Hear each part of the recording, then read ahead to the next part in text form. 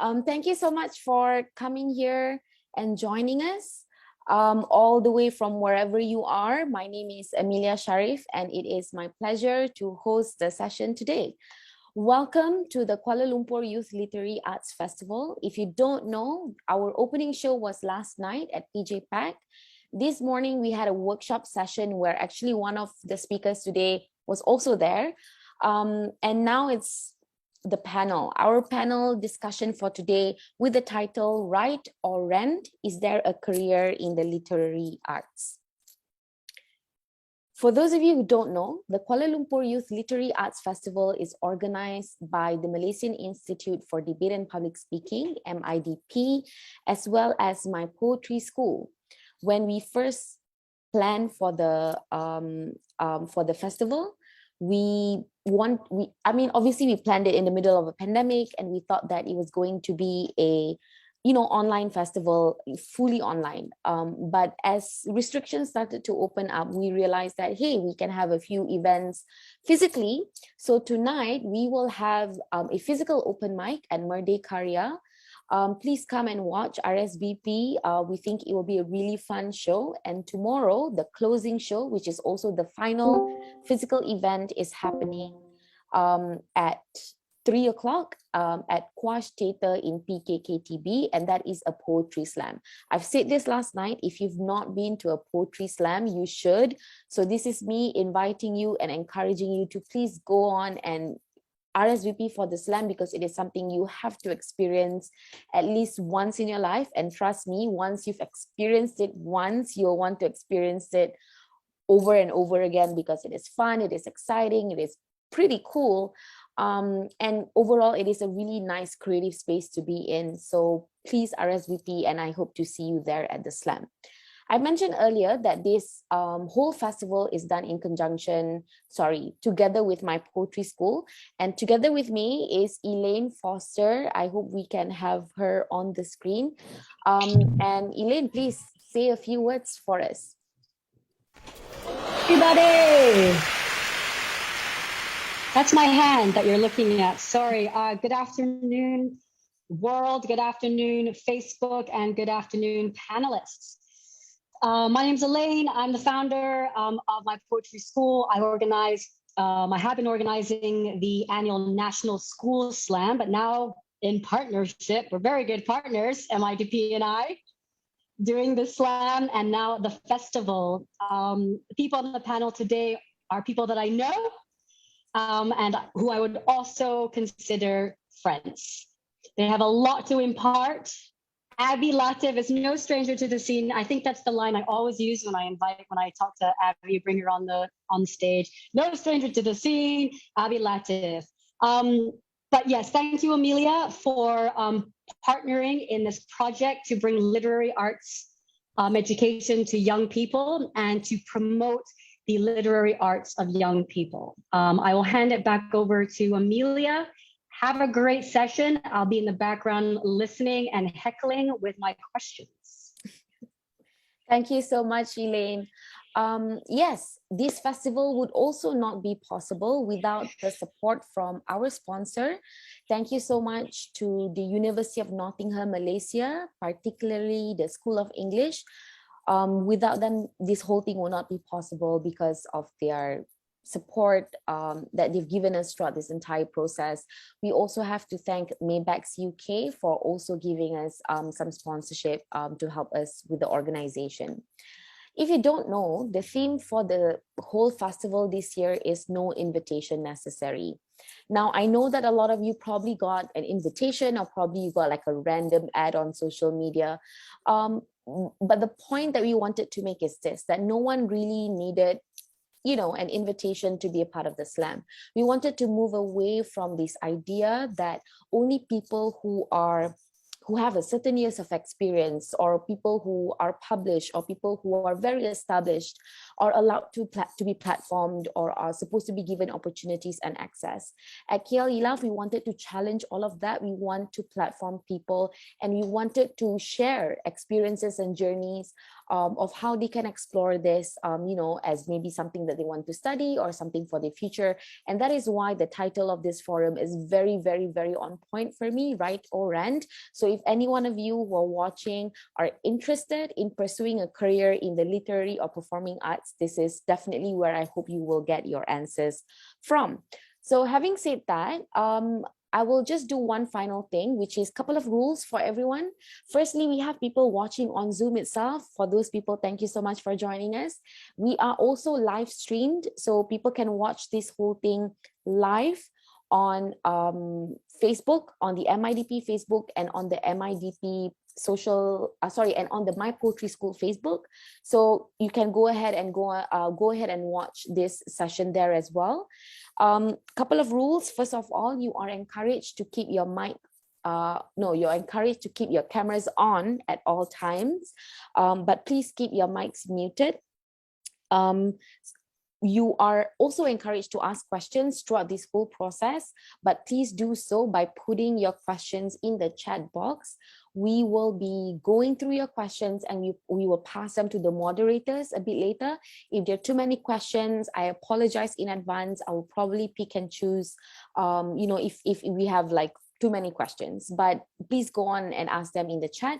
If you don't feel comfortable asking your questions publicly, you can also PM or DM your messages or your questions straight to me on the chat function here, and I will pass them over to the moderator as an anonymous question. And when you are asking your question, you can also say specifically who you're directing your question to, and I will pass along those messages to the facilitator as well. Last but not least, feel free to use the chat function to express, share your thoughts, if you want to say something, if you want to respond to something, but please remember to be respectful at all times.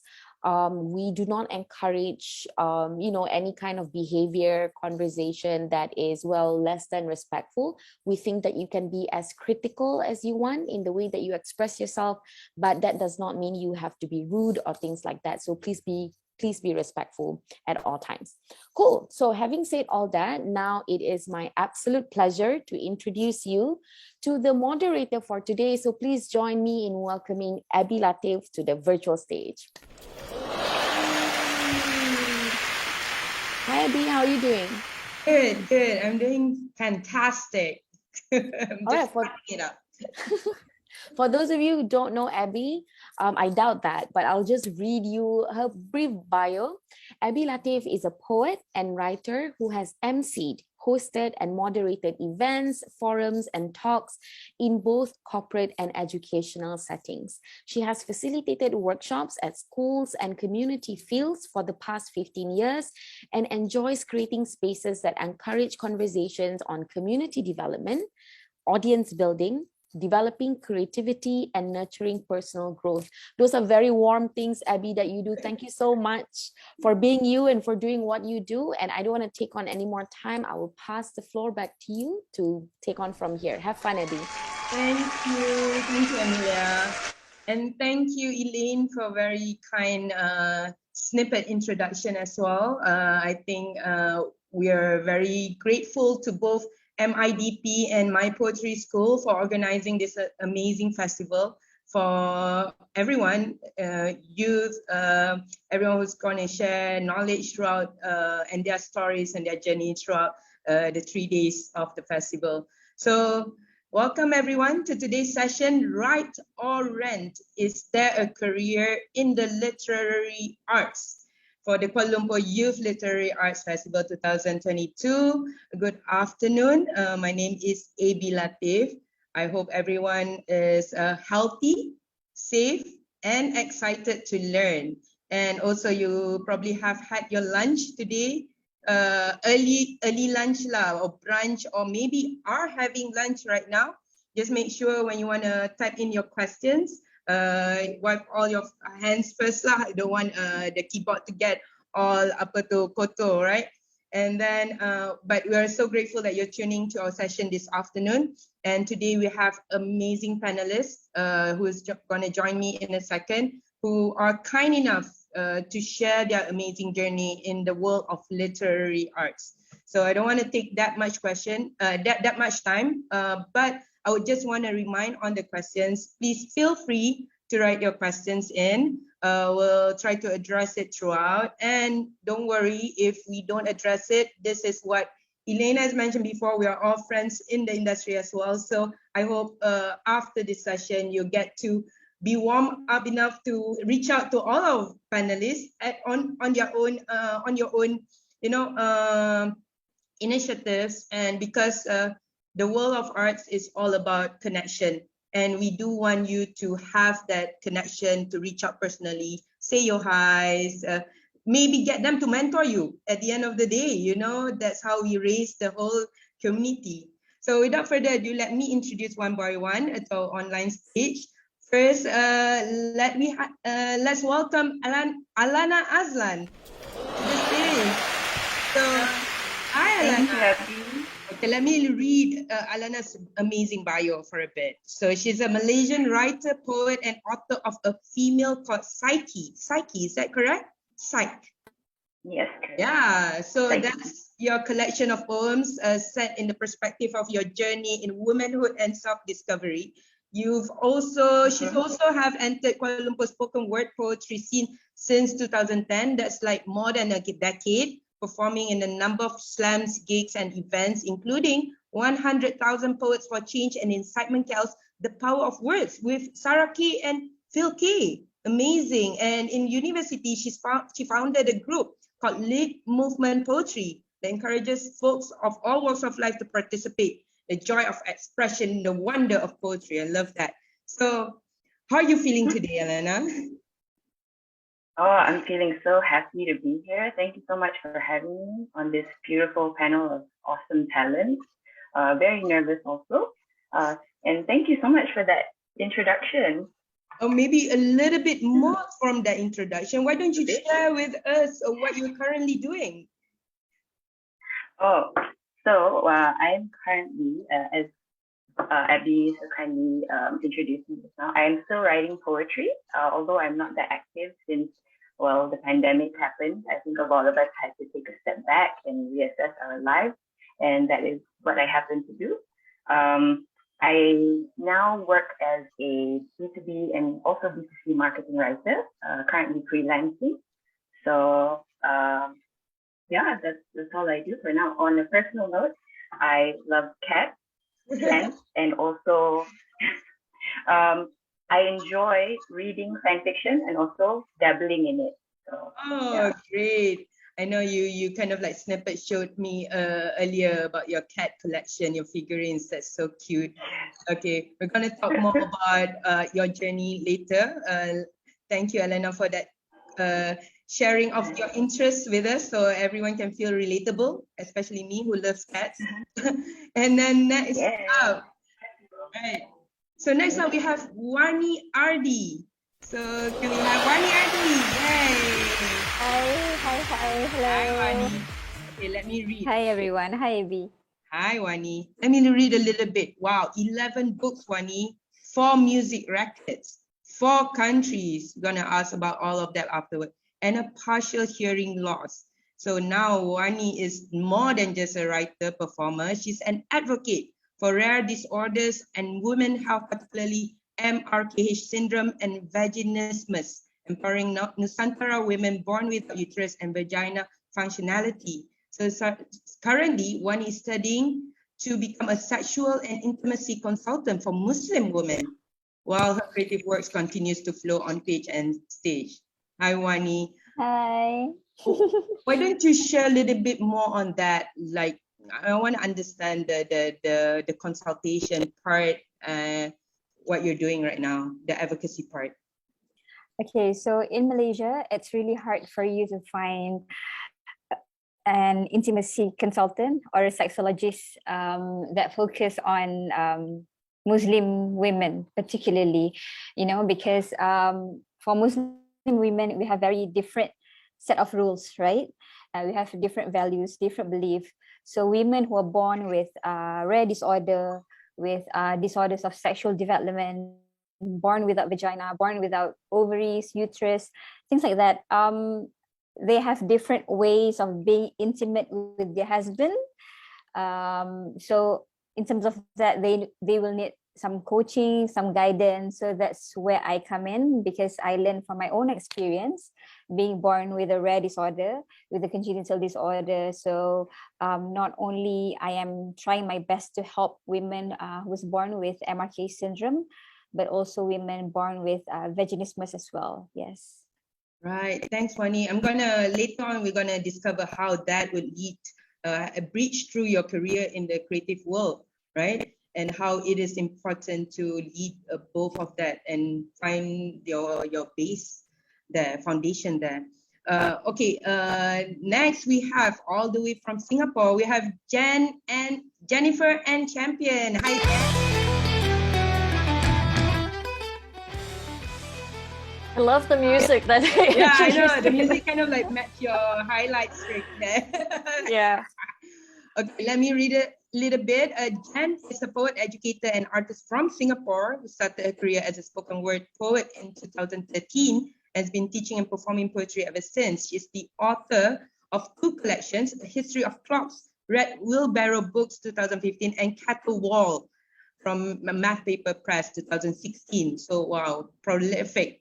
And has been published in Esquire magazine, the Straits Times Quarterly Literary Review in Singapore, just to name a few. She's also the co-founder of Poetry.sg, an archive of Singapore poetry, and her work have been used in 2021 GCSE A-level literature exams in Singapore. Wow. And she also believes in multi-modal presentations of work. Okay, we're going to ask about what is multi-modal presentation of works that in recent years that type music embroidery to her practice. So, okay, Jen, why don't you actually explain what does that mean, multi-modal presentations of work? So I like poetry because poetry is my specialty. I like to see it presented in more than just a page or even just on stage. During the pandemic, we didn't have places to perform and everyone just kind of became online. But using so much of the internet made me very hypersensitive towards sound, like dinging notifications and all that, and constantly reaching out to respond to that. And so I picked up things that used my hands to make my poetry and to make meaning out of what was going on. So I picked up music, that was one. My guitar's in the corner. And the other thing I picked up was embroidery. And I'm still exploring that, but I've worked with the National Center for Writing at Norwich to develop poetry with embroidery. And I'm going to quit my job soon to work with the National University of Singapore in also doing an exhibition of embroidery and poetry. Great, wow. Okay, we're gonna, I saw you were embroidering just now. Before this panel, yeah. While we were waiting to go live, that's amazing. Okay, last but not least, let us welcome the rose among the thorns, Adi Wijaya Iskandar to the stage.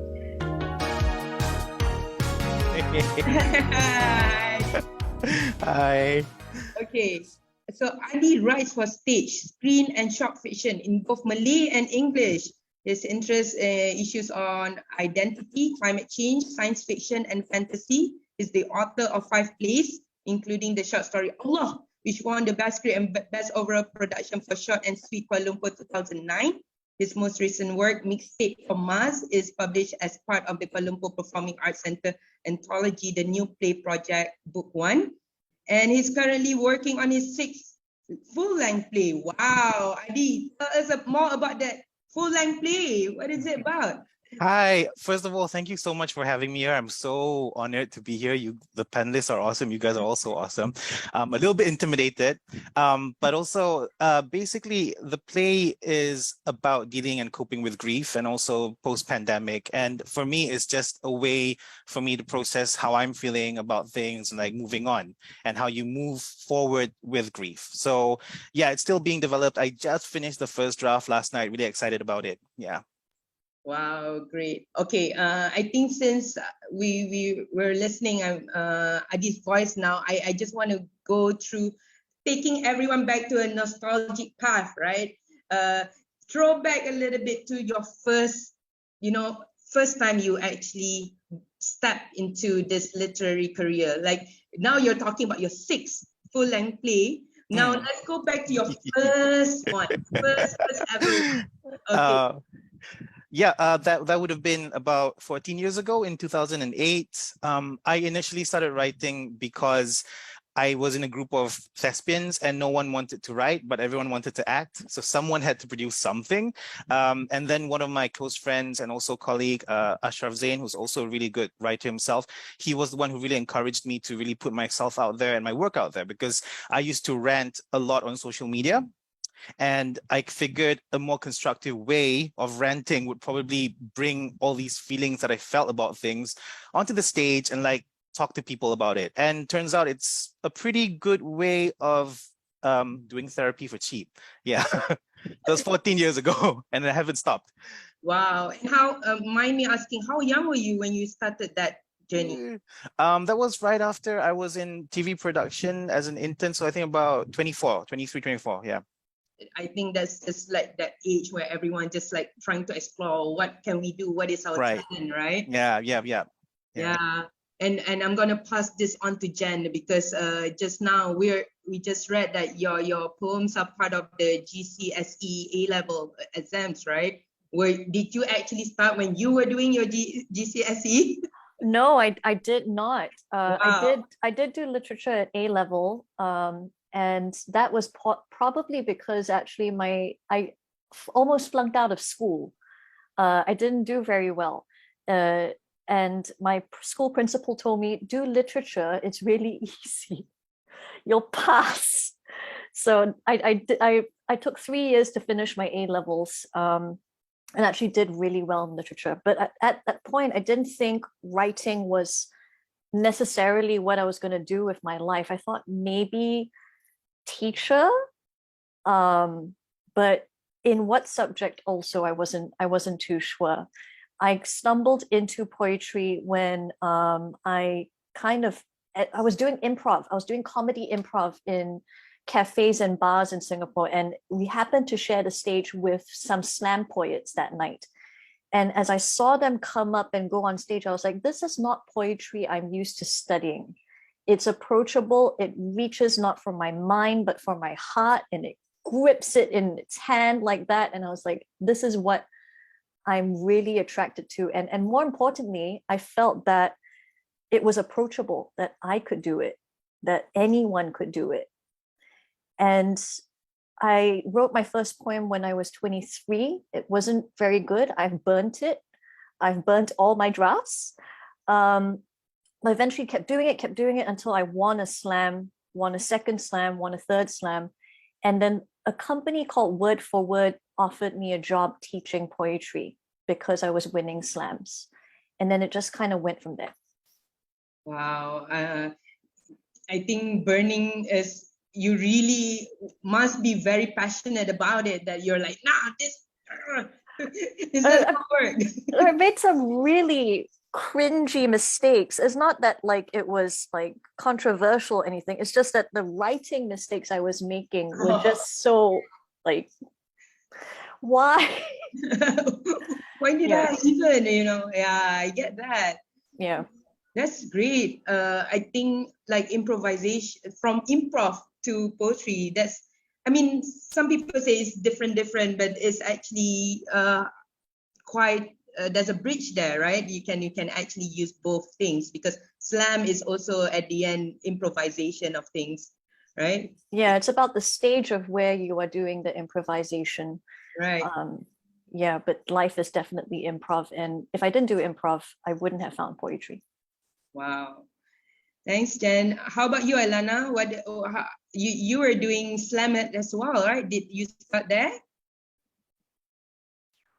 Yes. Oh, but I first of all have to agree totally with what Jennifer said about spoken word poetry. It's so approachable and it's so accessible, which leads me to my journey and how it started with spoken word poetry. I was a literature student. I studied it in uni, and that is where I met the one and only Sheena Baharudin, who is my lecturer, and who eventually became a kind of mentor and most importantly friend. So she was the reason I think I fell in love with spoken word poetry. It really does have a way of gripping you by the shoulders, and like shaking you, and it lit this kind of burning desire in me to learn more and to emulate at first in order to discover my own voice. So yes, a lot of drafts were burned, a lot of them were torn, and they just didn't work out. But once I got to practice, I started attending events, seeing how different poets express themselves, the word choice that they use, the pauses, the cadence. It all became, part of the learning experience, and I picked up a lot of things along the way. And happy to say that I'm here today because of poetry. Wow. So, yeah. And I heard that, having a mentor, like an educator, teacher, like Sheena, kind of like it's important as well, right? To have that role model to show you and to also be part of your journey. Yeah, it's so, it's not critical, but I think it was the best thing that could have happened to me at that time. Right. And I think with the right kind of educators, just imagine how much impact we can make on students, right? So yeah. Wow. Thanks, Elena. That's very true. Okay, let's move over to Wani. Wow. Because you have on stage and on paper as well, right? 11 books, 4 albums. So which one started first? How did it start for you? And you have to unmute, Wani. Sorry. So I started with music. I started playing guitar at the age of 16. So I grew up with a dad who was a multi-instrumentalist. So my surrounding was pretty much music. And then after I finished my secondary school, I pursued creative writing in UITM. And that was when I met my mentor, Pak Agi. So Pak Agi is, I would say, an experimental poet. So he was the one who introduced me to Malay poetry. So that's when I moved on from lyrics, songwriting to poetry. Of course, songwriting is a part of poetry, but I got introduced to songwriting first because I got into music first. So songwriting was my first love, I would say. And then slowly I learned poetry, prose, and other stuff, especially Malay poetry. I was a typical Subang kid. I was very much into MTV and boy bands and, Hits FM. So that's where I learned all about lyrics, about pop music. That's basically my first exposure towards pop culture. So for me to get into UITM and be immersed with the Malay poetry world, it was a whole other transition, right? From pop culture to a very Melayu environment. But I got the best of both worlds. I relearned my roots, if you can say that. And I learned sajak, syair, pantun, and yeah, so that's basically my first exposure to the literary world. Yeah.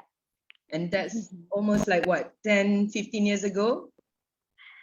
At about that? We're not going to reveal your age, you're still young. 20 years ago. Right. And let's move on. Like we've gone to how you started, but maybe throughout, you mentioned even in your bio, Wani, like 4 countries. Like, what's the highlights there? What is it? Festivals that you were joining in all these different countries? Yeah. So tell us what's the best festival that you kind of like put you in that spotlight or life-changing for you in your journey?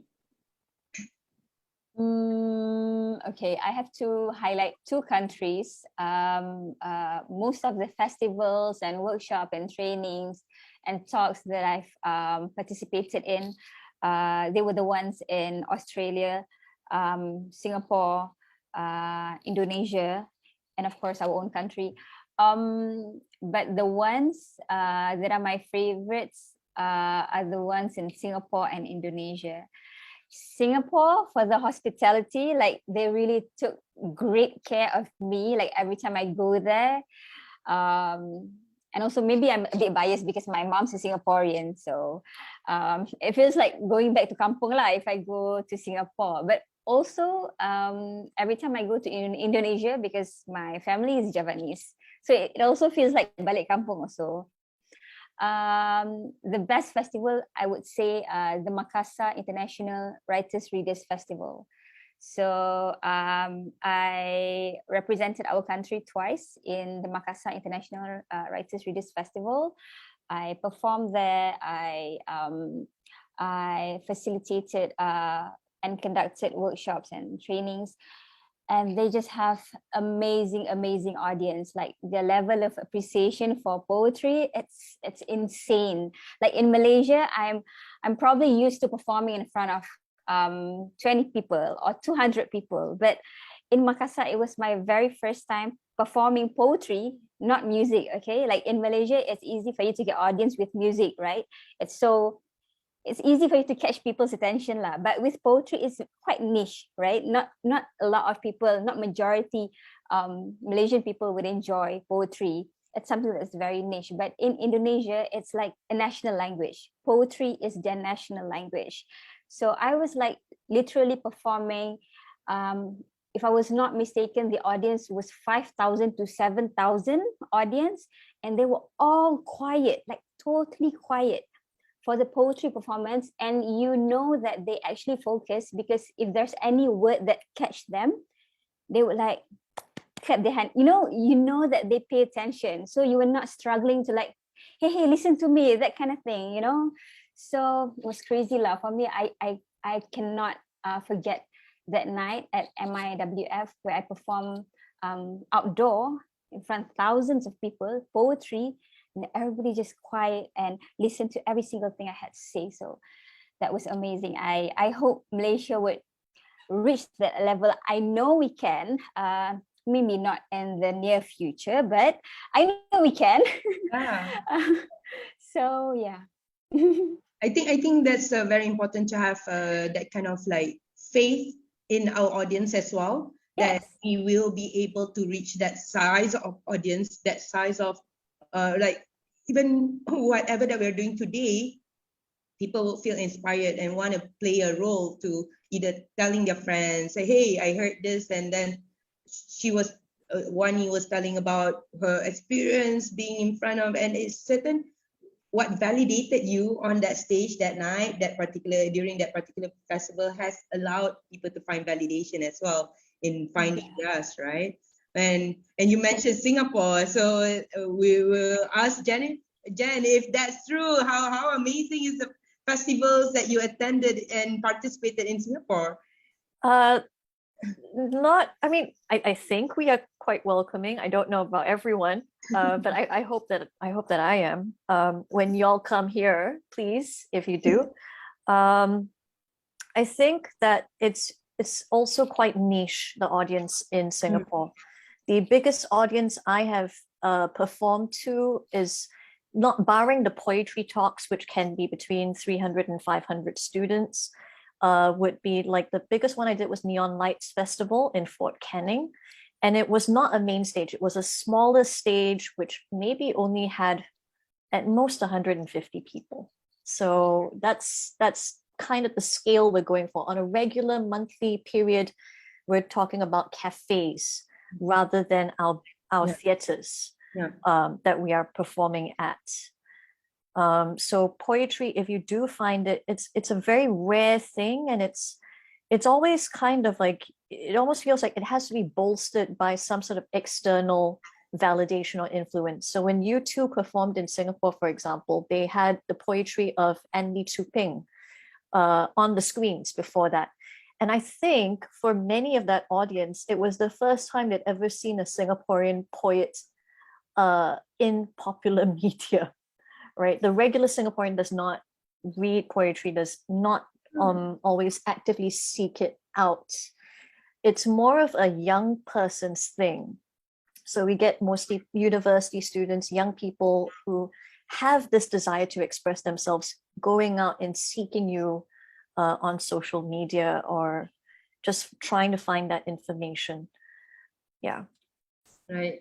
And is that part of your highlight of your journey? Is there something else that you have been in that was just a life-changing experience for you? I think every day is still a little bit life-changing. I can't believe I'm actually a poet, to be honest. I still feel I'm exploring and learning new things, and especially learning new art forms and ways to express that. To be able to do that and to also support myself financially is a very interesting question, which I hope we will get to. Yeah, we'll get to that in a bit. But I wanna ask Alana, like you perform at the event with Sarah Kay, you know, on the same stage. Would that be one of the highlights for what you're doing in your journey, you know, to be able to perform with amazing poets from on an international stage? Yeah, like it's most definitely one of the greatest highlights of my literary art career. Yeah, because I watched a lot of Sarah Kay performances. I read a lot of her content as well as Phil Kay. So it was like meeting my idol. That was, and you know, performing right after them was nerve-wracking as heck, but it was also one of the best experiences throughout my career in this field.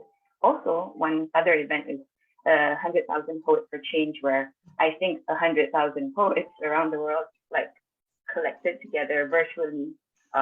So our Malaysia one was in Tamansu, if I'm not mistaken, and it was just a bunch of us sitting on the floor taking our interviews as we duduk bersila.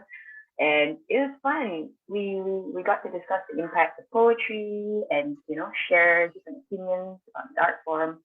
And yeah, I think to sum it up, the highlight is always for me getting the opportunity to share the stage with some of Malaysia's greats and the greats from all over the world. I would love to have more opportunities to meet more people like Jennifer from Singapore. Yeah. And having that camaraderie is always a nice thing that I really miss.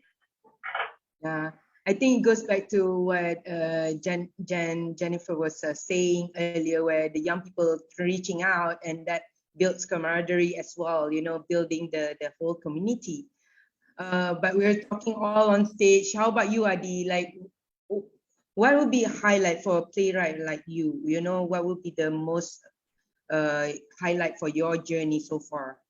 Yeah, wow, it's been really great listening to everyone talk about their highlights. I really see myself as still fledgling in terms of my literary arts career. But I think a lot of it, yeah, it's seeing your work on stage every single time, because even getting to that point where people actually want to stage it, for me, it's already such a remarkable thing, because it's not an easy endeavor. It takes work from everyone. It takes a lot of belief from everyone in your work for it to get to that point, right? But I would like to take it to a different sort of perspective in terms of highlights. For me, what really mattered was getting the validation and encouragement of my mom.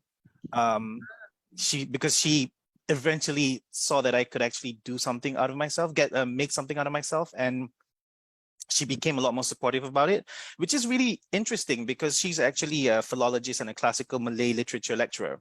Wow. So I grew up with a lot of Malay literature, and I actually showed some interest in doing literature. She tried to force me into the sciences because she knew that literature was harder. And it is. I did one paper in literature in my undergrad and I kind of failed it. So because the way that my mind worked at that time was really science. But I've always had a huge passion for it. I grew up with all of it. So getting to the point where I was driving her to the mall. I think she was going to get something at the mall. And then she just turned to me and said, look, if this is really what you want to do, I want to see you published before I die. And so she started giving me all these ideas from her own research about our classical Malay literature and how we can try to champion it and present it to the world. And I also like to add one more thing, which is really encouraging hearing from all you guys, because you're all poets, right? the Nusantara region has for a very long time had a tradition of oral literature. It's in our blood, it's in our creed. And it was deemed at that time as something less civilized than written literature. For a very long time, our civilization was considered less developed because of that. And that might have been the reason why, since the 1800s, 1900s, with the advent of the printing press and all that, there's been more stress on the conventional sort of literature that comes from the West. And we started to let go of our own traditions and our own traditional oral literature, like, like Saja and Syair and Gurindam and all that. And it's really great to see people starting to take it back. Because for me, my experience with literature, my mom was also a poet for a while, and I didn't really have a close connection to it. And now I'm starting to learn more about it because poetry and theater share a common DNA. You need to learn to use symbols and like distill your words for dialogue, because it's still going to be presented on stage live in front of people. So it uses the same sort of discipline that you guys do. And so in the past few years, I've started to really get back into poetry, and it's really exciting. I'm really excited to see you guys here. Yeah. Yeah. I think it's great that you kind of like shifted that the discussion to the validation to, and more of an internal validation, right? Because as we are building our career, the biggest part of it is to not pacify, but trying to meet your parents' expectations, Yeah. They have a certain expectations of what career path you're going to choose, because for them, like, okay, we invested in your education or whatever it is. And how is it from your perspective, Adi, where your mom is someone who has a career in literature as well, like when she sees you building that career, actually having an income from that, like how was that? Intimidating initially. I tried to hide all my works from her because I knew that she would look at it with a critical eye. Now it's more at the point where, since she's given me that initial support, and I also have to mention that I come from privilege because I am middle class, and they do support me whenever my own creative work can't generate enough income. So I think that's quite important to also bear in mind, because it's something that not everyone can do, but having that sort of privilege really allowed me to just keep on exploring creatively.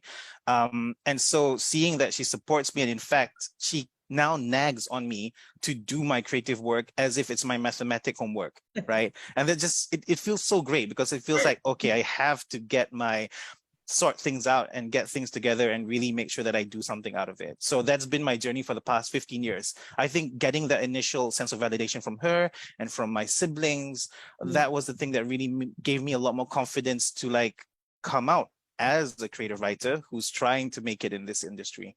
Yeah. Right. Thanks, Adi. But we were looking at from a different kind of support, that your family is really supportive of that career. And how about you, Jen? How was your support? I mean, in terms of building that career, in terms of making an income from that career, how was it from your experience? So I also, like Adi, I come from a middle class background. So I don't have to pay rent to live in my own place. But I have been working and supporting myself, and I haven't always done poetry. Like at some point, I was a tram commentator for the Singapore Night Safari. I was teaching other subjects. I was a bartender. I did all sorts of odd jobs while I was teaching poetry. And it is only now, 10 years on of doing this, that I can actually say I can fully teach poetry and be okay. But it took me 10 years to establish that reputation. My parents definitely were like, because the champion line, we are all teachers, English or maths or science or something like that. So they wanted me to go into the Ministry of Education. But they realized the turning point for my mother was because she teaches in a secondary school in Singapore, and I happened to be invited to her school to teach her students. And so she saw me perform and teach my poetry to kids. And that was when she realized, she was like, you are a teacher, but you cannot be a regular teacher. You cannot enter the path that I have taken. You have to make it your own. And so I do this now with their blessing, but also I feel like I didn't really ever need it. because I was always going to do it this way. Yeah. Right. Okay, I'm gonna save Wani for a bit because I know she's a mother. I'm gonna ask from that perspective. But Alana, how was it for you to build? But because you also say that you do something on B2B marketing, other things, right? So how are you building a career of passion in the arts? Oh, well, for me, I think it might be a completely different path altogether because I happen to choose the path of, meaning I listened to my parents too much. I chose the path of get a secure a job in a lucrative market, build a career from there, all while using poetry as my safe space and an outlet for creative and emotional release. So I would be like moonlighting as a poet. By day, I'll be a B2B marketing writer. By night, you know, set the stage ablaze. I don't know. But yeah, that was pretty much my journey. Because for me personally, now that, you know, also 10 years has gone by, I feel like I don't necessarily want to be pigeonholed in just one kind of writing. Although poetry is my passion, I'd like to explore different formats, and that's why I go into science fiction. See if I can make some, you know, cash from there. I just started, so we'll see how that goes. There's a huge market for science fiction, especially the mature content section, and I've always loved reading erotica. That's like my jam. So I try and practice writing erotica as well. Right. And through these different writing styles, it influences my poetry thereafter. So I hope that answers the question. And I think like you just say you want to do writing on a more big umbrella to try different kind of writing, right? And that's also an option for you to kind of like sharpen the craft in different ways. Yeah. And we're looking at, were your parents into arts as well? And do you share with them as well your journey in arts? Well, I think my mom's side of the family is more inclined towards the arts. They're Filipinos, so they love music. Everyone in the family knows how to sing.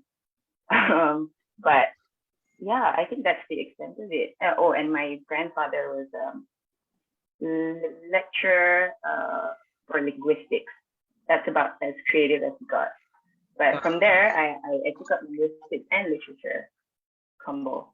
Yeah. So I think there's still that familiarity, you know, it's not totally foreign. You know, like Jen, your parents are educated as well, you know, Adi, your parents educated as well. So it's Actually, my father doesn't have a degree. Oh, yeah. Right. But he's still supportive, and the arts is something not foreign to him. No, actually, both my parents are not artistic. No? Not at all. But that's why I was saying, like, it was difficult to get their blessing to do this because they didn't understand it. And so I want to say to the young people, if you're in a family situation where people don't understand what you get, it's important to have enough internal motivation to keep going if this is what you want to do. Yeah. That's true. I think that's what you say earlier, like you're still gonna do it anyway, and it's gonna be your way. Right. Okay, I'm gonna then put the highlight on Wani. Now Wani, you're a mother now, and and your journey, I know, we know, I know you personally, your parents are not in the arts, but how do they support your journey and now, and how do you think that affected how support comes from your parents in your career? How does it affect you in your career, and then thinking about the career of your children? My parents did not support at all in the beginning. Even though my dad was a musician and my mom was an English teacher, but of course, both of them prefer me to, pursue more stable job and field of knowledge in opposed to arts and creative and things like that. So they gave up on me, to be honest, after SPM, because my SPM was so bad. My SPM result was so bad, and my mom was like, "Oh, I don't care about you anymore. You just do whatever you want to do lah. I'm not gonna spend money on you. If you cannot get into any college, that's your problem. You just find your own money to live, and if you cannot get into any IPTA, that's your problem." So it's like, okay. So I just took that as sort of a green light for me to do finally whatever I want to do, even though it's not a green light, it's more like whatever. So I pursued art. I studied performing arts and creative writing, and I excelled in my university, from diploma to bachelor to postgrad. And my mom was like, "Oh wow, you can study. Apparently you have brains." And she literally said that because I was so bad in school. I did really bad in school. But it's different when we have the freedom to choose what we actually wanted to learn, right? So my parents started to show me their support only when I have proved that this is what I really want to do, and only when I have proved that I've made something out of myself through this field. And the same goes with me performing. I perform behind my father's back because my father was not so into the idea of me performing in public. Even though my father was a musician, but he had sort of a transition or transformation in life that made him into the man he is today. He's very religious. He was a musician. Today he is an imam. So I performed behind his back and eventually got kantoi on YouTube because my YouTube videos were everywhere. Like every time I performed here and there, people would record it, obviously. So that's how I got kantoi. And by then I was already 20 something. And by then there were so many videos already. And my dad was like, "Okay lah, you're an adult. I cannot control you. I cannot tell you not to do music, not to perform in public. Okay, do whatever you want to do as long as you tak menconteng arang to our face," kind of thing, So it's like, okay, also not a green light, but I'll take whatever. The same goes with advocacy as well, because I'm a daughter of an imam, Malay Muslim hijabi, and I'm here talking about vagina and things like that. My parents are very traditional and conventional. Of course, I know if I were to ask for their permission first, they will not give their blessing. So I did the same trick of just going behind their back and prove myself first, just do what I have to do. And again, I got kantoi because my mom found out from our neighbors that I was on TV and radio talking about sexual disorders and things like that.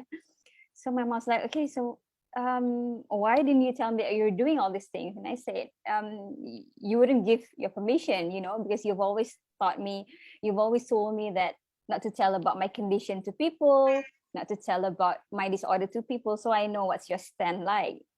But after many years of doing advocacy work, eventually she saw the importance in it, how I help people, how people acknowledge my work. So slowly I'm getting my mother's support as well, just this recent years. And I would say that with their blessing, I terbang even further, because it's a different feeling, right? When you have your parents' blessing and when you're able to tell them, "Hey, mom and dad, I'm doing this with all these people," and it's such a happy feeling, and it's also empowering. It's also empowering to know that you have this support system behind of you, especially your family.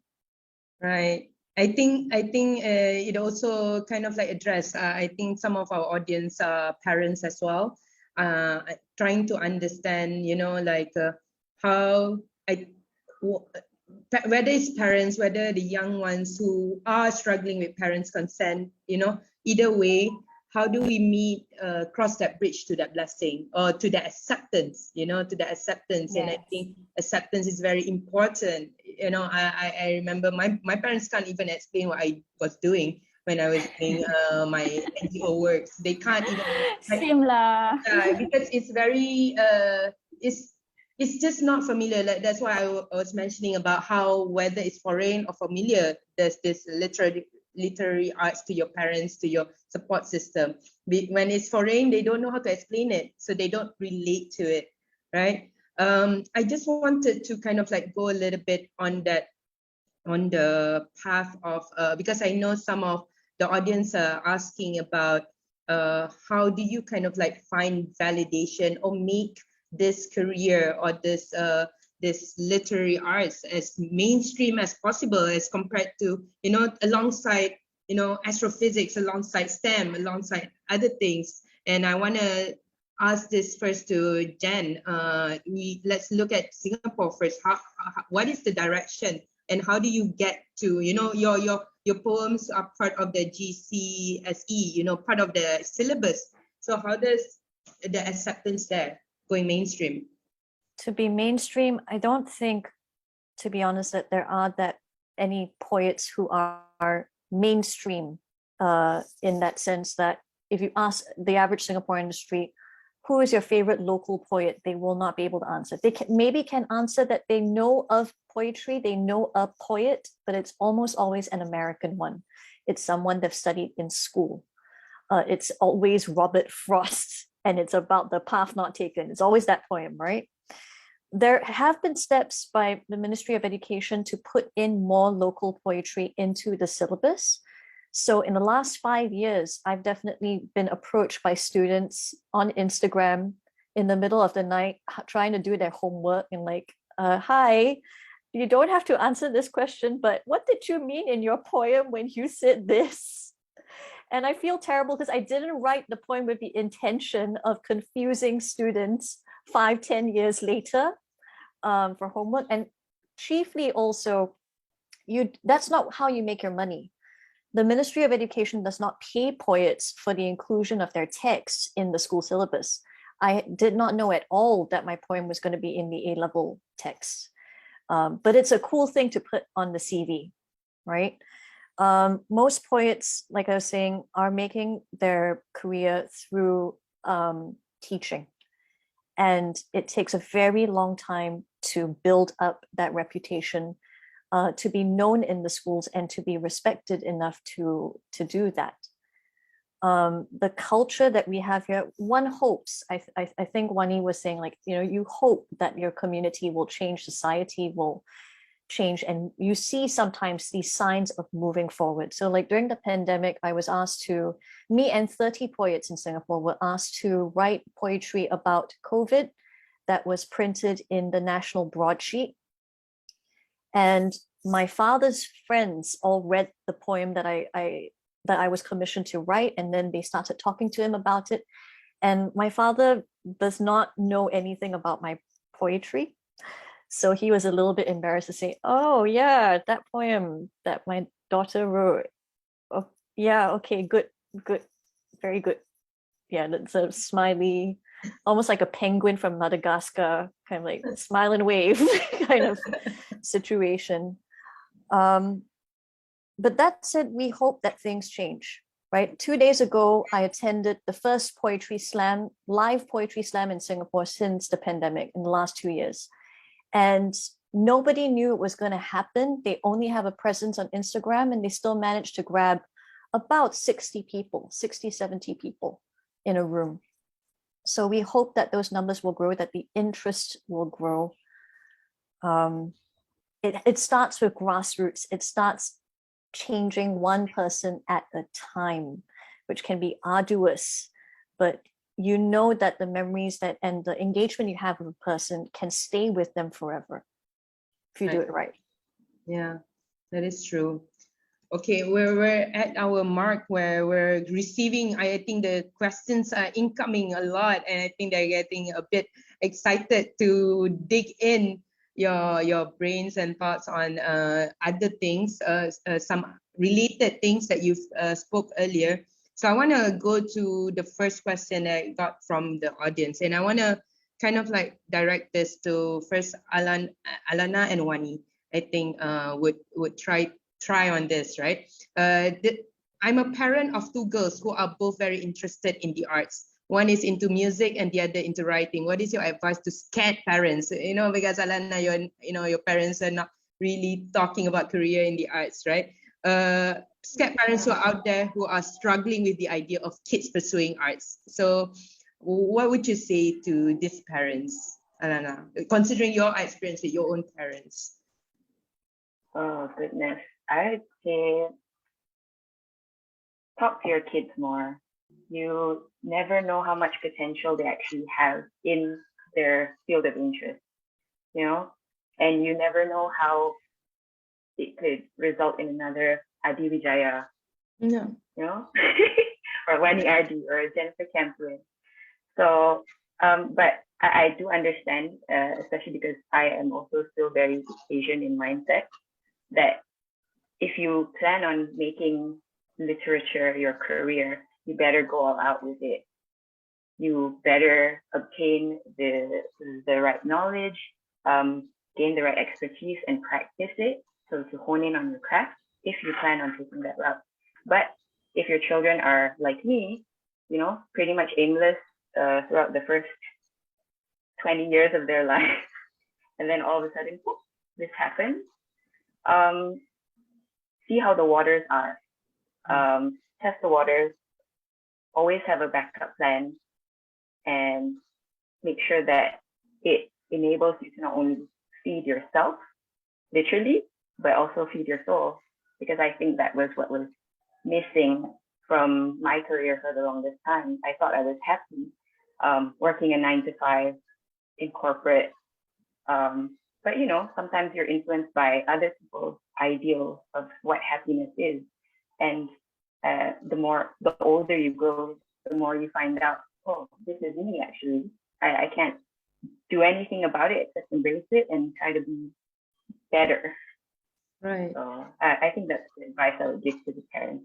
Yeah, don't give up on your kids. They're your hope. How about you, Wani? What do you wish happened with your parents before finally getting the blessing? What do you wish would have? I think you need to unmute.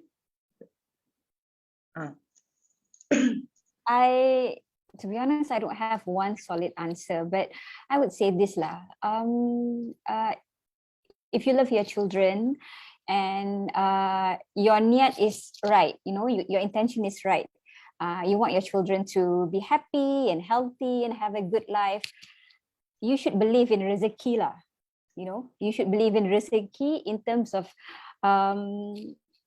don't see the arts and creative as something that is so niche or something that is so limited, like if my children are into arts, must be painting only or music only. It's actually really luas, right? It's really wide.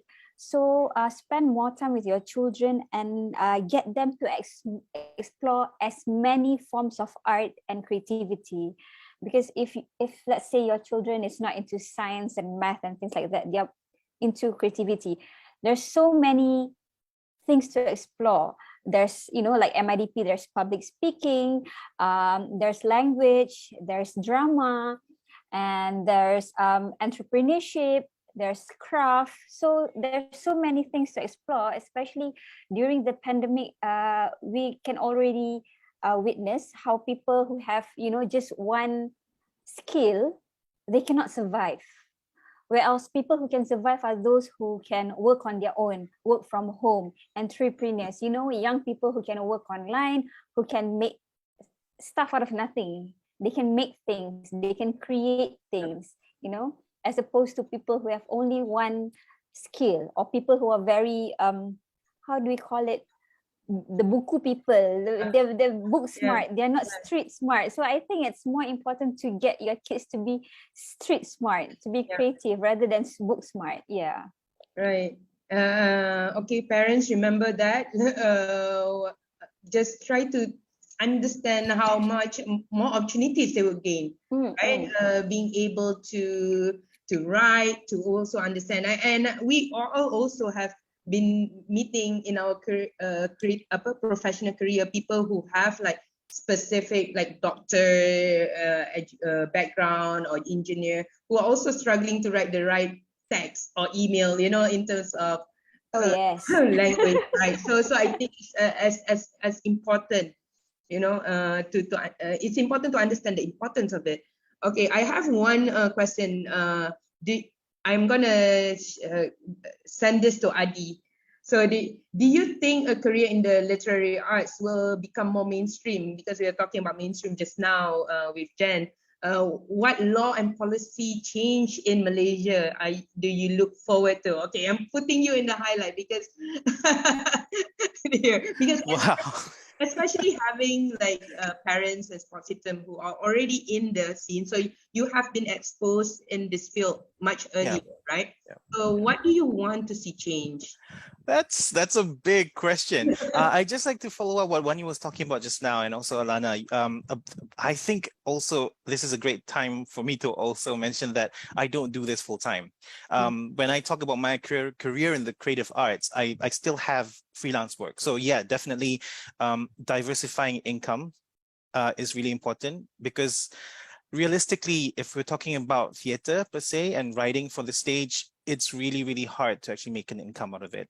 So if you want to talk about policy changes, gosh, education, that's a huge deal. I think a lot more needs to be done, especially for people in the rural areas, to get them to realize that there are these opportunities to talk about things, especially centering more minority voices, from women, from people who are marginalized, right? That needs to be incorporated somehow. I'm not a policymaker, so I really don't know, but I'm just thinking about what I wish would have happened when I was young. Maybe more alternative creative literary works in our syllabus would be great, but that's a huge ask because I know that we have a lot of censorship to go through. I am quite I write from the margins, so my work is kind of controversial and kind of political, so I can't imagine it ever being mainstream. I don't really want it to be mainstream technically, because mainstream carries with it this voice of the majority, whereas we start to forget the voice of the marginalized, and I need to champion that. And when I talk about marginalized, for example, in playwriting, and this is like my little campaign here, we need more female playwrights. My goodness, there's not enough female representation on stage. I try to center more women in my plays, but I'm cis-het male, so it's a little bit harder to do that, you know.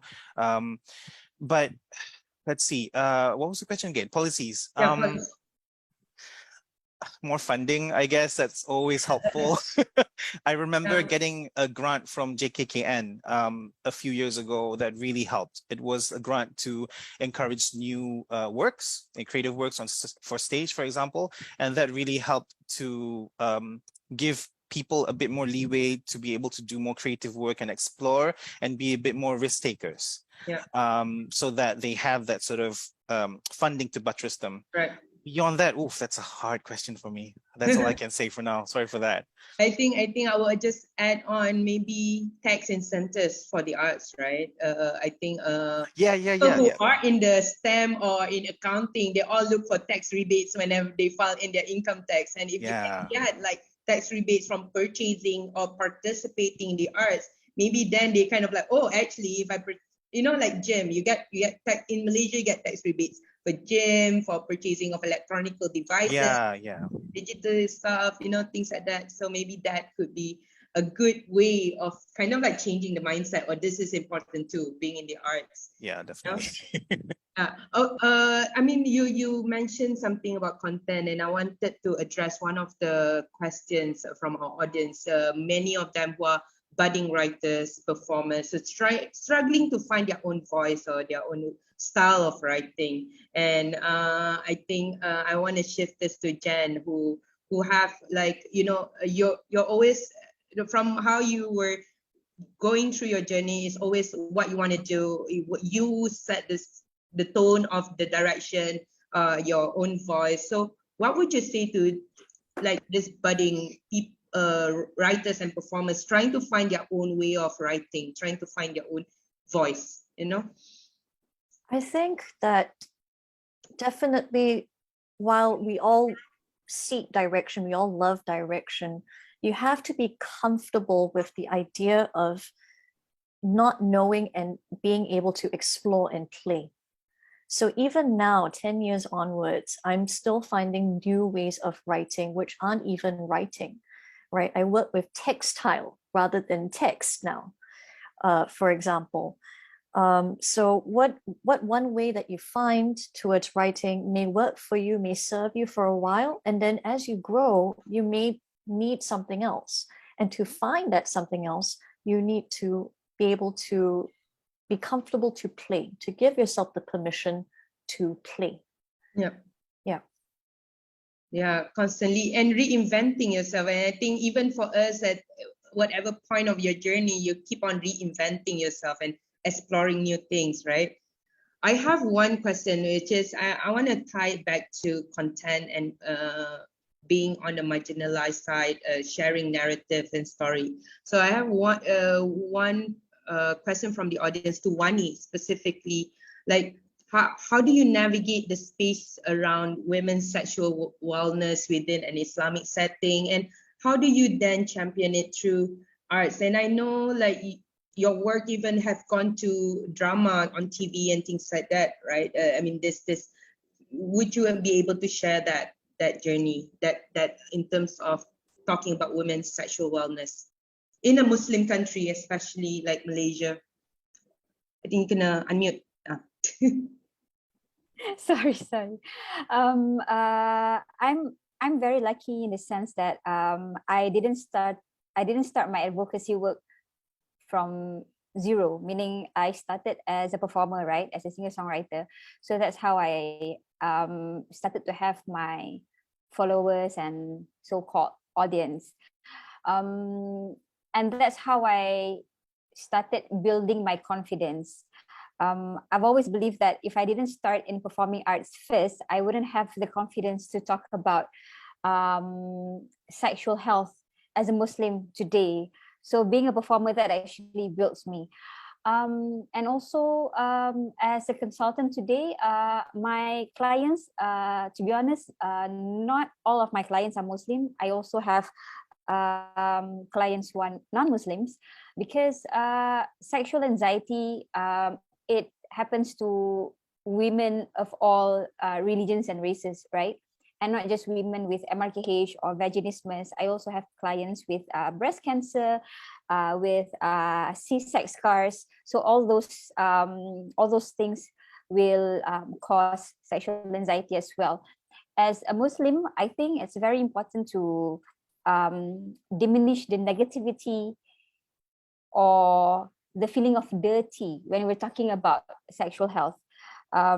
I have clients who were brought up in very strict Islamic household, like she was brought up with this mindset, this way of thinking that sex is dirty, sex is bad, and then suddenly you get married and you have to make babies. So that just don't click.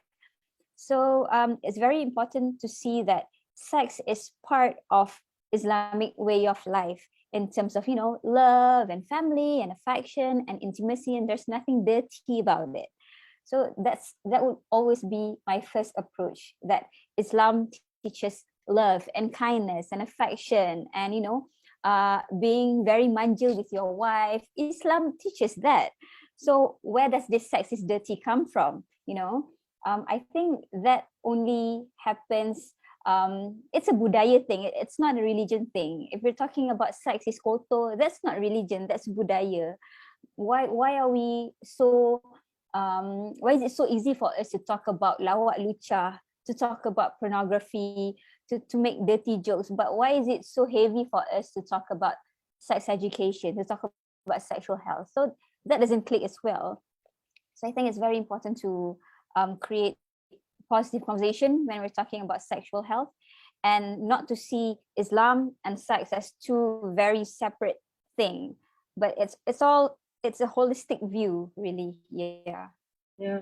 And I think it goes back to what Adi mentioned earlier, the need for more female narratives out there, right? So that people Yes. understand these are the journey and they're not alone, and this is something that needs to be topic of conversation. It doesn't need to be dirty, doesn't need to be stigmatized, doesn't need to be, don't talk about it. We cannot talk about it out loud, things like that. Yes. Okay, I'm gonna go to just one question which I think everyone wants to know so much, and I want everyone to put in their, and this is, if someone asks, if you don't mind sharing, can you share how much you roughly earn?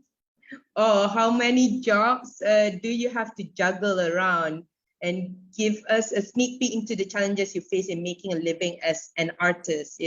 I think I'm gonna shift this back to Jen, because you mentioned earlier on you're about to quit and you're gonna do this full time, right? So the people need to know realistically how much can we make a month, and how does it make for our rent and for our livelihood? Okay, so like I said, I don't factor in rent because I live with my parents, which is actually very normal in Singapore because you can't apply for your own house anyway until you're above 35. Wow. So I don't factor in rent, and my parents are pretty cool. So I'm probably okay to live with them for a while. The average income in Singapore, I think, is about 3.2K thousand a month. I set for myself, I tell myself I need to make about 2,000 a month to be okay. So that is roughly how much I earn on teaching poetry and teaching poetry mostly, and embroidery as well. So I have both streams of income coming in. I'm quitting my teaching job because that is also roughly how much I make teaching English as a second language in Singapore without qualifications. Right. Yeah, so that averages to 24,000 a year in Sing dollars. Yeah. Yeah, 2,000 a month, right? 2,000 a month. Yeah. Right. That's 2,000 a month Sing dollar. And I think, okay, so you set that mark, like you need to make. I set that mark. You earn that much. And then if you're living by yourself in Singapore, the rent is at the moment about 1,000 for a room and not in a central location. Wow. So that would be about half of what I make would go into rent if I lived by myself. Right. Yeah. Okay. Okay, that's the real deal, guys. How about you, Wani? I'm gonna go to Wani first before I go to Adi and Alana. How about you, Wani? Because you have a family and this is your full time, right? Okay, you need to unmute again. Okay. I'm very privileged because I have a husband who works full time. So I'm not gonna sugarcoat it. I depend on him a lot. And because he works full time, so I get to do what I love to do. Of course, that doesn't mean that I don't have to bring any money at all. I work as a copywriter as well, freelance copywriter. And on top of that, I receive the royalty for all of my books every 3 months. So yeah, most of my income come from my copywriting job. That happens every month. And the royalty of my books, and and also the payment for my performances. Right. So it's not a lot. It's just about 1,000 to 2,000 every month. But given that my husband paid for everything, like the house, the groceries, so I don't have to pay for anything much other than my own stuff. So I don't feel the pressure to, make a lot of money. So I'm very privileged in that sense. But before I met my husband, I was a lecturer. So that was when I had to pay for the house, the car, the bills. So my salary as a lecturer, it pays everything. And then I met my husband and I resigned, and I'm here doing writing work full time. Yeah. All right. Okay. So you do have that support system. Yes. As of Jen as well, do have that support system. How about you, Alana? I mean, like you have, I mean, I know that you're doing the B2B marketing writing as a career, and then so how do you get income from both? You know, even from your books or poetry workshops and so. Oh yes, I think I'm still making some royalties from the book I published. I have to check with my publisher again. Thank you for reminding me. But Publisher, on listen. yes, yeah, in terms of the 9 to 5 job, even though I'm currently a freelancer, I still call it my 9 to 5 because I don't want to work at night. So in terms of that, I am lucky enough to have, well, before I resigned from really great companies, which taught me a lot of things, I was making pretty comfortable salary, and well, which is necessary because my husband and I are homeowners now. He is also my support system in many ways, like his Wani's husband. So when my freelance money lambat, I have to depend on him. Yeah, abang nafkah, you know. So that's how we do lah. But most of all, I think I would have continued my career as a full-time marketer, but it took a toll on me, and I decided to reassess, like, do I really make this much money to be happy? And the answer is probably no, because, you know, like we were discussing just now, resistance comes in various forms, and if I really need it, I can go and search for it.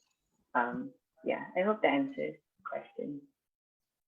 Okay, I hope it does too. I think people needs to understand that it also, at the end of the day, whether you're feeling happy, you know, you don't, you know, sometimes you can earn a lot and then still feel pressure and nothingness that, you know, from what you earn. How about you, Adi? I know you, yeah. So especially now that you're writing your full-length play, what kind of income do you get to make sure that you're writing without stress, you know? Yeah. Oh, such a good question. I'm really glad that we're addressing this because I'd like to also talk about my reality. I do have a strong support network from my family, especially during the pandemic. I'm a freelance interpreter and translator. So from that particular type of work, I get about, I'm just going to be honest here, about 4,000 to 6,000 a month sort of income, and I'm single income, no kid. So that's my privilege. I spend it mostly on myself and also on my cat and rent and stuff like that. But that fluctuates. 6,000 is a good month. It can go down to like 1,000, 2,000 during the different times. So basically it's about saving up as much as you can and then just keeping it in your reserves and just going through it and then hoping that there's like a grant coming up or like some sort of incentive coming up from any creative endeavor application. So you just put your feelers out there and look for that. That's how I operate. But I would like to also share the experience of some of my colleagues who are also creative writers. They've transitioned from theater to the screen, and that's a great pivot. It's really practical, and I really insist that people are practical, especially in Malaysia. In this day and age, with our economy, money has to be something that's on your mind. Having a solid career, it can work. For example, with them, they do freelance screenwriting and for screen and also for TV and all that. And that helps build discipline and the practice of writing, working with criticism and all of that, which is really admirable. So that's one avenue that you can go into to get some sort of income stream coming in. The best way, I still think, is to diversify your income streams, like do a lot of things at the same time. I do both translation, interpreting, and also some training on the side. So that gives me different places to get my income in from. I also had a sister that I can model myself after, and that helped me a lot earlier on in my years because she's both she's a fine artist, but also she has a solid career in human rights and stuff like that. So she always told me earlier on when I didn't know that, when I didn't want my parents to know that I was doing all these creative things, she said, do it under the radar, make sure that you get your degree out at least so that you have the qualifications, get a job and go through that. And I did. And that also is a very valid way of making income, because I think that it's important for us to be honest about the fact that it doesn't have to be just creativity all the time. That's admirable, but there is nothing more noble in that than hustling getting money, having security at the end of the day, and then doing this work on the side. But what you do have to bear in mind is the toll that it takes on yourself, like how it erodes meaning from your life, right? If you focus too much on your career and you don't nurture the side of you that's creative, I think the most important thing is to just have that sort of balance lah. That's really important. And I'm still trying to figure that out too. Yeah. Sorry if that's not a lot of help. No, it does. Okay, I think we've come to an end of our session. Oh my God, it's been about what, over 1 hour plus that we're talking about, and I'm so happy to, you know, although I know some of you personally, this is actually that one meaningful hour that I get to really know you guys, you know, and I think while we wrap up, we've seen your what you're doing right now, your how you kickstart your journey, and what was the challenges, your highlights, and even to the extent of what you're making into of income. So I wanted to, if everyone, our panelists would share one piece of advice before you close up to your younger self, who you think would want to hear this. Like, make it simple, make it a one quote. Like one thing that you would want to tell your younger self, and also the young people out there who's really wanting to embark on this, and also their parents listening. Okay, Alana, I start with you first. Thank you, because I wrote down my answer. Okay, because I was very passionate about this question. I was like, oh yeah, what would I tell myself, my younger self, or someone in my position? Don't settle for what others say will make you happy. Especially when it comes to your career, because in life sometimes it does take a while to get to where you need to be, if ever. But what's important is that you know who you are, you know what your worth is, what you like, and you work on it. Find ways to make sure that you feed like I said, feed yourself and feed your passion, and be it making creative writing or poetry your bread and butter, or making it something that can always come to in times of need. That's great. Thanks, Alana. Yeah, you're your own. Yeah, you are your own ideal, right? Yeah, you said it for yourself. How about you, Wani? What's that one advice you want to give to your young self? Make sure your intention is right lah. Make sure your intention is right. Who you are doing this for, why you are doing this, and stick to it. Because when the time gets rough, you kena balik to your niat. I buat ni sebab apa, untuk apa, you know. Because of course, being in the arts and creative, it's not easy. It's not easy at all. To be honest, after over 20 years, I tak expect I would still be here doing this. But I guess because it's part of me, kan? It's my lifestyle. It's not something yang I buat because it's easy. It's not something that I do because people like it. I do it because I cannot live without it. Writing is my way of processing everything that's happening around me. So that's my intention. I want to live. In order for me to live, I have to write. So that's my intention. So always go back to your intention. Never forget where you come from. And be resilient. Be patient and be resilient. Yeah. Thanks, Wani. You do need that resilience to pave your way through your career, right? Yeah. Jen, what do you have to leave behind for your young self to remind? It's very specific to my young self, which is that so you know in improv they always say yes to everything, say yes and, right? Yes. My advice to myself, Kitty, don't disturb me, is be okay with saying no. Because I was dragged in so many directions towards science and STEM when I was younger, when I knew somehow in my heart that I would probably do the arts, either dancing or painting, maybe not writing. And now, because everyone has mentioned this, the arts is hard. I wish I'd spent more time developing my voice and learning to be the person I am now at a younger age. And I kind of knew that I wanted it, but then I listened to mostly a lot of adults who didn't actually necessarily know better than me. That's an important thing to note, right? You only work with the information you have and the prejudices you have about industry in your time. And the young people, you are present now. So if you know in your heart that there's something that you want to do or want to explore, do it early so that if you fail and you decide you want to do something else, you still got time. Say no, po. Okay, I'm gonna even remind myself to say no. No, Elaine, I won't moderate. No, Emilia. No, I will say yes to that. Yes, and okay, last but not least, Adi, what do you want to leave to your young self and the young people out there? I would say, hey Adi, be gentle on yourself, be kind on yourself throughout this journey. It is not a sprint, it is a marathon, and progress is never linear. And every single dip and valley, the many times that you think that you're going to quit because it is hard. This is hard work. That's what people don't get. Passion is only going to get you so far. But the thing is, if it's in you, and it just doesn't go away. And yeah, you just have to be really patient and kind to yourself and also to others. And also practice a bit more self-validation if you have issues with your self-esteem, with your work, with your voice. Because I've discovered that it's always going to be three categories of people who receive my work: those who relate to it, who like it, those who are neutral about it, and those who don't like it, who don't get it. As long as you remember that there's always those three categories, you'll be fine. Yeah, just accept it. Yeah.